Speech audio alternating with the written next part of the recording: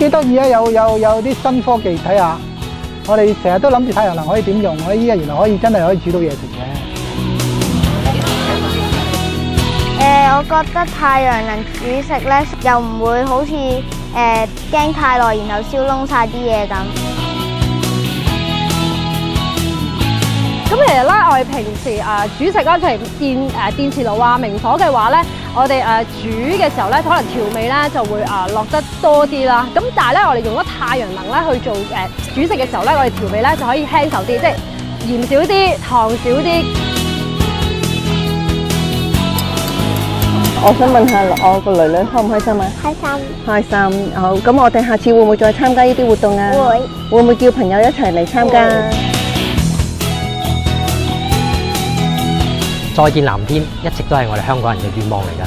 太陽能係一種 clean 同埋 green 嘅能量嚟㗎，完全冇污染，所以我哋好希望能夠將佢推介。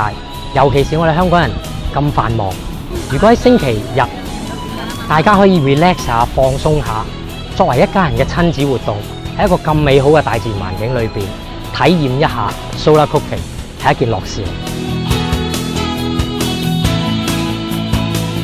ちゃんと料理ができるって素敵なことです。それはね、ソーラーっていうと太陽光発電だとかっていうことが割と有名ですけど、直接この光を浴びてでお鍋で煮炊きができるっていうのをまあほとんどの方がご存知ないですね。その素敵さを知ってほしいと思います。なんとなく不思議な嬉しさがあります。